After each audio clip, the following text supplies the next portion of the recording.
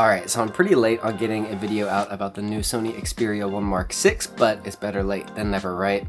And if you're a Sony Xperia fanboy, like 100% diehard fanboy, you're probably going to want to skip the video because I don't actually have that many positive things to say about the new 1 Mark 6. With that said though, there are some positives, so I'm going to go over what I do think is still good about the 1 Mark 6, just because, you know, I do think it's mostly bad, but I want to also be able to call out the things that I think are good about it as well. So the new 1 Mark 6 is still super lightweight compared to a lot of flagships. I think it's about 5 grams heavier than the 1 Mark 5 was, which is heavier, but it's still a lot lighter than a lot of the competition out there. This combined with the smaller camera bump on the phone means that it's going to be easier to hold as well, compared to a lot of especially like the photography flagships out there, because like with the Vivo right here is a massive bump. Sometimes it can be kind of hard to hold, a little bit unwieldy like that. Sony said they improved the autofocus on the new 1 Mark 6, which I, comparing to their alpha cameras, completely believe. I'm sure it's actually a lot better using some of the same algorithms that they use on like the new A9 Mark III, for example. So yeah, I'm sure that is actually a really good improvement. It's still one of, if not the only flagship, I think, now that still supports micro SD card and headphone jack as well, so that's always a plus. It did have a longer update cycle this time around, which is still not great, especially compared to some of the competition, but 1 extra year is still 1 extra year, so we should at least give props where it is due. The ultra-wide camera as well can now close autofocus, which again, pretty late to the party on that one, but hey, like me, I guess it's better late than never uploading a video in this case. The telephoto can also now shoot macro photos as well, so I think they're pretty on par with the competition in that sense, because I think it was just the end of 2023. I think Vivo was the first, if not Xiaomi. One of them was the first to offer that close autofocus with the telephoto sensor. But I do also think Xperia is only, like by definition, the only true macro camera. I think it has to be like a 1-to-1 representation to be completely macro. Not 100% sure. I'm not a very definition kind of guy, but hey, you know, if they're the only ones that are actually doing real macro, that's pretty cool, I guess. And finally, the screen in this case, it does get brighter, and that also leads to better battery life with the new screen setup as well. But I think that is going to lead us out of the positives that I can think of and into the negatives here. Alright, so speaking of the negatives here, I am definitely going to consider the screen a negative with a caveat here.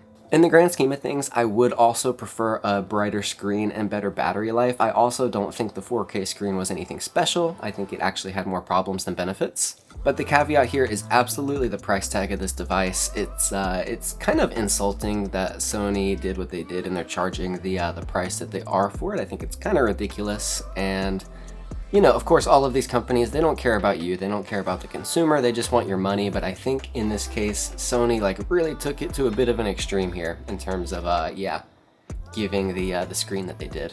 Another issue with the screen is that a lot of smartphones, a lot of the flagships now, they're paying attention to like the PWM dimming thing. So if you have headaches easily with your phones, it can kind of adjust the rates. I don't know the scientifics about it a whole bunch, but basically if you suffer from headaches looking at a phone, the Xperia has absolutely nothing to help kind of protect you from that or kind of, you know, diminish that kind of feeling. Next is that the sensors are going to be the same, and they've actually been the same for like 2 or 3 generations now, which, considering the the price tag that they're asking for this device, again, just a huge, like a big FU to the fan base, the customer base. It really feels like they're not trying to innovate.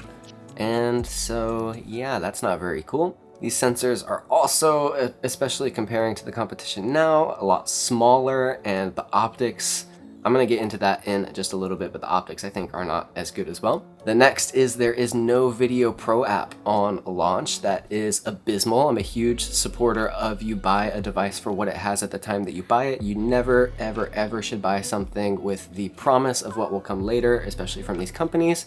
They're greedy, they don't care about you, so you should always focus on buying something for what it can offer you now at the time that you buy it. Another one is there is no longer a US release for the 1 Mark 6, so you can still import it, of course, but that means that you're not going to be getting the same kind of warranty guarantees that you would get if it's your native kind of region device. So a big rest in peace to all of the US Sony Xperia fans out there. The next one is probably the most offensive one to me. It has to do with the 48 megapixel mode. So this is something that is included on the One Mark 6 that was actually promised to be ported to the One Mark 5. But yeah, Sony basically said that, we could do it, but actually it's kind of tough, so we don't want to do it, and so they're not gonna do it. So they originally had promotions and stuff, like advertisements saying that, oh, you know, with a future update, this will be enabled on the One Mark 5, and they actually went back on that statement. They then deleted all of the social media with that being included in it. And yeah, a massive, massive, massive kick to the teeth. It, yeah. Really, really horrible, and I don't think I'm gonna be supporting Sony anymore for the near future, at least. Maybe if they do like a huge turnaround, I could consider it then. But yeah, just really, really horrible. Not customer service, but just like, we're the only reason that they get to do what they do. But people still buy the One Mark 6 anyway. Some people don't care, so it's still gonna fund them. Anyway, that's getting way off on a tangent there, but not porting the 48 megapixel mode over to the One Mark 5. Huge, huge, huge, kick in the teeth for me. A big screw you to all of the ones who support Sony. So it's kind of weird for Sony to call themselves the phone for photographers when they constantly make decisions that photographers wouldn't want. If you're using your phone for photography, you're probably gonna want to sacrifice a little bit bigger camera bump for better optics, which Sony does not opt for. And the last biggest thing for me here is actually, it's something that I haven't talked about a whole lot, but it is the way that the telephoto renders the kind of out of focus areas. So I've noticed it since the One Mark 4, and since they're using similar optics and the same sensor and everything, it has kind of continued onto the One Mark 6. So I'm gonna kind of show some example photos here.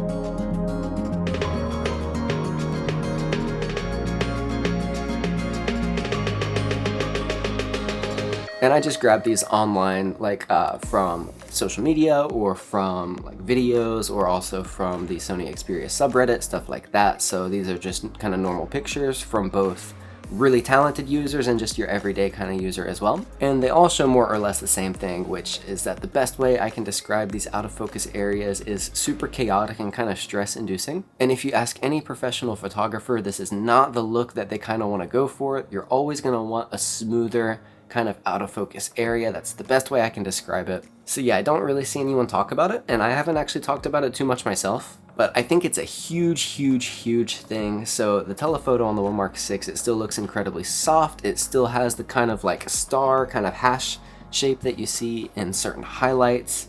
Chromatic aberration doesn't seem well controlled at all, and yeah, if that's the big selling point of the One Mark 6, I'll pass 100%. I would much rather have a shorter kind of focal length. So like for example, my Vivo here, it can't zoom in as much as the One Mark 6 can in terms of macro, but the images are just so much cleaner.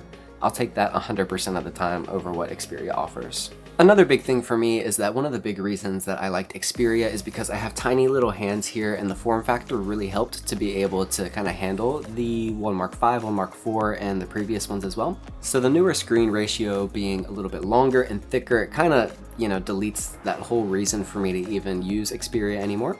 And also the fact that they doubled down on it for so many years, and then finally they're just gonna kind of stop and be like, oh, okay, well, we'll do what the masses want now. It's super like, they spend so many years kind of niching down to get their hardcore fans that really like what's going on, and then immediately they just decide to throw a bunch of it out the window.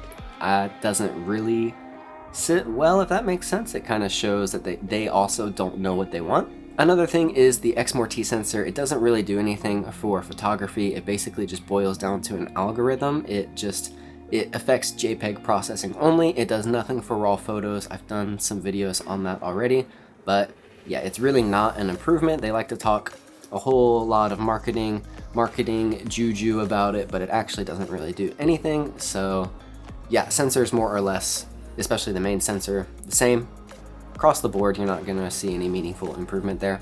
And so yeah, my opinion is that the device is not worth it whatsoever. With that being said though, Sony does seem to go on sale somewhat often, and so maybe if you're able to find a new or used One Mark 6 at like a really good deal, then it's probably still gonna be worth it.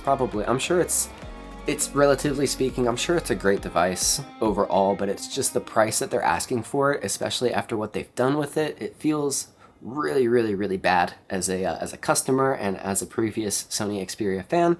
It really just feels like they don't care about you, they don't care about their ideologies, and yeah, it really feels like it was rushed out the door and they have no idea what they want. So I think if they launched this device right off the bat at like $999, I think $999 is going to be the highest price that I would think is good for this phone. But anything lower than that, and it might be worth it if it's a, you know, barely used kind of device. But yeah, so nothing fancy for this video, just me talking about my opinions. I know it's pretty late with the One Mark 6. It's been out and in users' hands for a while now. But do let me know what you think down below in the comments. Do you like the One 6? Have you used it? Have you already bought it? Are you watching this video on one right now? And also, of course, this video isn't like meant to make anyone feel bad who might have purchased the One Mark 6. Of course, like I said before, the headphone jack, the micro SD expansion, that is very important to some people, and then also having somewhat flagship level performance on top of that could be a really good combo for some people, and that might be kind of what they're looking for, and so in that sense it might be worth it for them. But yeah, for me, as using the phone mainly for photography, it does not check at all what I'm looking for in a device, and it's kind of insulting that Sony tries to market themselves as the phone for photographers, especially after some of the decisions they've made. So yeah, let me know what you think down below. Thanks for watching, and I will see you guys in the next video.